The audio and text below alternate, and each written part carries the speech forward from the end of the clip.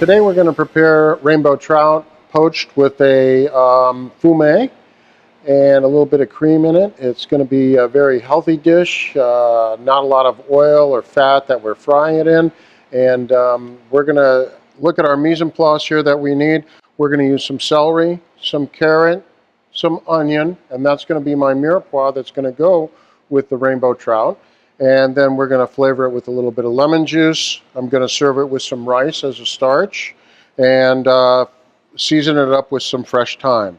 I've got a little bit of scallion here that I will use for the rice, and we're also going to poach that trout in some white wine, a little bit of water to give it that extra flavor. In addition to the poached fish, we're going to fry up the skin, because whenever you poach fish, generally speaking, you don't want to poach it with the skin on, you want to remove the skin. We want to utilize every part of the animal, so we're going to fillet the skin right off the fish and bread it, and we'll fry that piece to crisp it right up to give it a nice garnish on the dish. So here we go. First of all, we want to go with our mirepoix. Our celery here I've got. I'll move these guys out of the way. When you work with celery, you want to break the rib. And you've got this fibrous material that you want to pull right off the stalk of the celery. And now I'm going to go ahead and cut my celery into nice small pieces. Now we want to go with some carrot, and we want to make sure that we cut the carrot in nice small brunoise so it's nice and small and will cook very rapidly. Cut it crossways, and that's going to give me my beautiful brunoise. That's going to look oh so nice right next to that rainbow trout that's going to be poached. We have a nice small yellow onion. The onion, we are going to go ahead and do a couple horizontal cuts.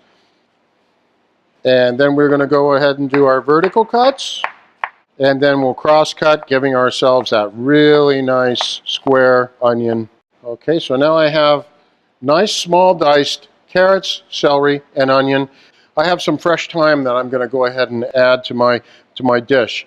It just gives that nice savory flavor. It's a very subtle flavor. It's not going to dominate the delicate flavor of the trout. And now we're ready to go ahead and put that in another cup, which we're going to add later.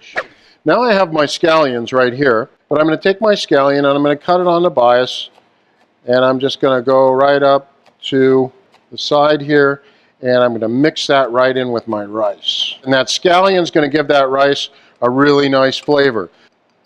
Okay, we're going to fill it right up into the timbale. Now I'm ready to look at the fillet of rainbow trout here. Beautiful fillet, beautiful coloring on the outside of the skin. Remember, we're going to take that skin off and we're going to turn it into a paillard, or a nice long rectangular shape. Now when you skin the fish, you basically want to keep your knife at 20 degrees and cut right in toward the tail. Once you have the tail in there and you've got it there, you want to grab the tail and keep your knife at a nice angle, and instead of moving the knife, you want to move the skin. Grab the skin, and we're going to move that skin right along, and it's going to take the fish right off of the skin. There we have the skin, very beautiful part.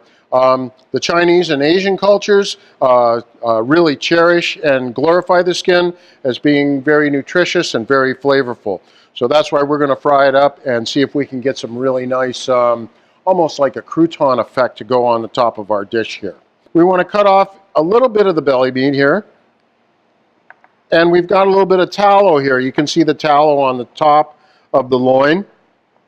So now I'm going to use my skillet here, and I don't want my fish to stick to the skillet, so I'm going to take a little bit of butter, just a smidgen, and we want to smear the butter along the bottom of the pan. Okay, my timbale of rice is right here. I'm going to go upside down, and then I'm going to go ahead and take my fish and wrap it right around. Okay, so I've got some butcher's twine here, and what we're going to do with it is we're going to take it and we're going to wrap it around the fish so the fish cooks. When it cooks, it's going to stay and maintain its round shape. So it doesn't have to be anything that's really hard or tied, but it's definitely something that we want to do so that we have that good presentation when we're finished. Okay, my rice is in the middle, my fish is right there. There's another piece right here I'm going to trim right off. All right, and now I'm ready for my poaching liquid. Really cool stuff. This is the fun part. We're going to take our celery and put it right around like so. Okay, and then we've got our carrot, beautiful color, goes all the way around. And then we finish it off with the onion. A little bit of fresh thyme all the way around. Salt and pepper always. Some people say, oh no, the salt is so bad, but it's very important in flavor. Now I'm going to use black pepper because I want to accent the color of the dish. And we're going to go ahead and add the liquid now. I've got some dry Chablis, some white wine here. We're going to pour the white wine right in over the trout, and now we're ready to apply the heat. Now when we apply the heat, we'll turn it up full blast, and we want to put the cover on. While that's poaching, we're going to talk about a little bit about what we're going to do with this skin. Okay, our skin, we have some seasoned flour that we've got right here, and we can take our skin and dredge it in seasoned flour. You can actually do this without the flour, but the flour does increase the crispiness of it and does hold a little bit of the flavor in when you do that. Okay, so we'll take the skin and we'll dredge it in a little bit of flour here. Not a whole lot. Those of you that are trying to do a gluten-free diet, this is really a negligible amount. Okay, my skin is right here. I'm ready to go ahead and cut it.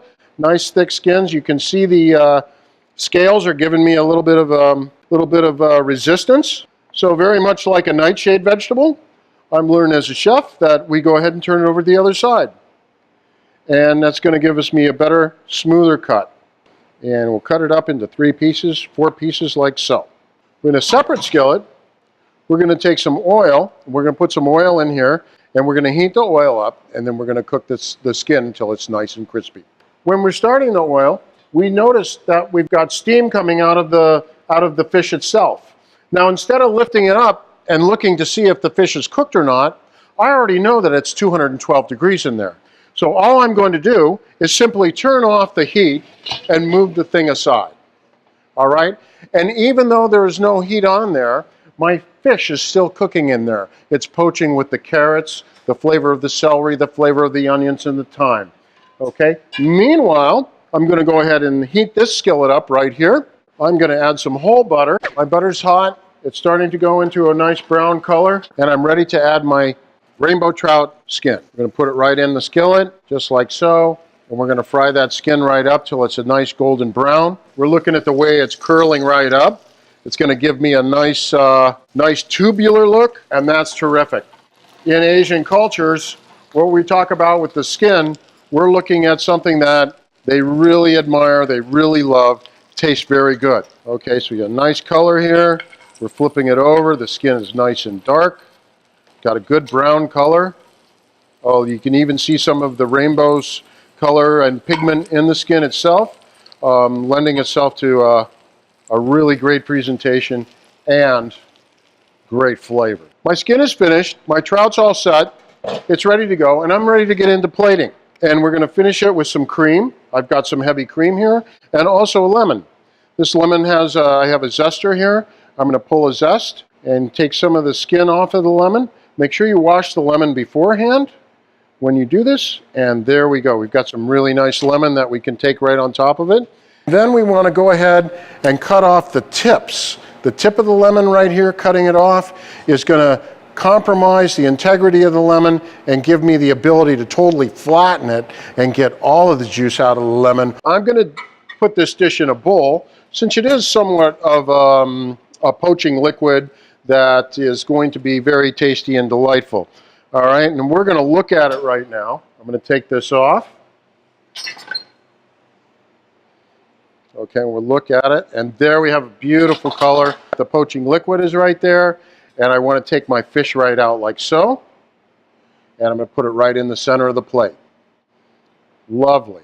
Now I have my mirepoix in here, plus my liquid with the wine and the juices from the trout, and I'm going to add a little bit of heavy cream, and that cream is going to go and lighten this right up. Lighten it right up.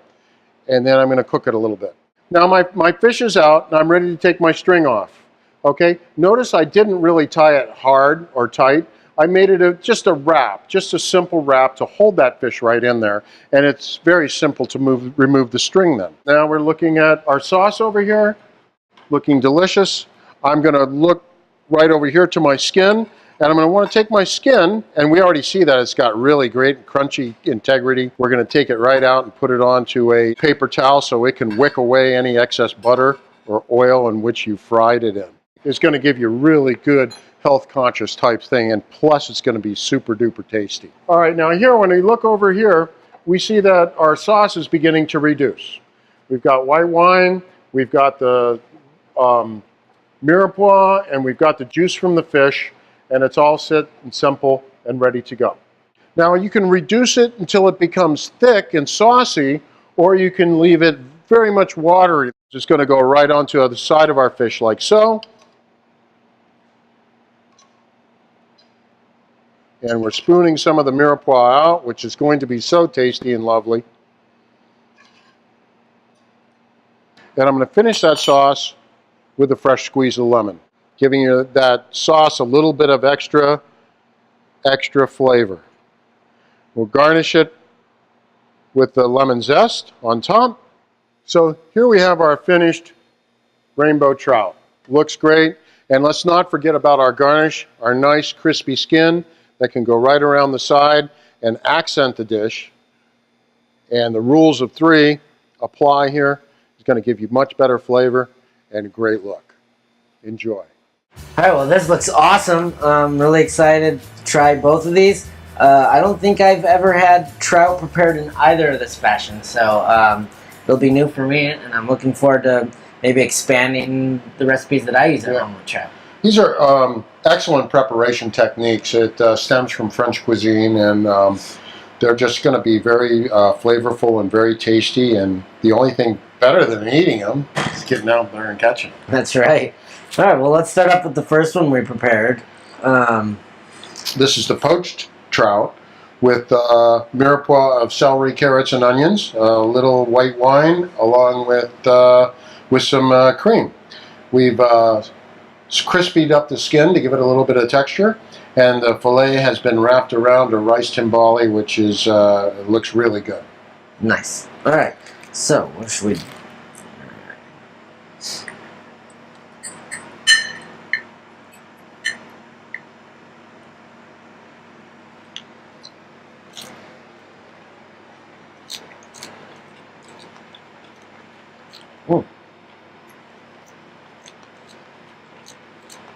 You're better at describing it than I am, but this is really good.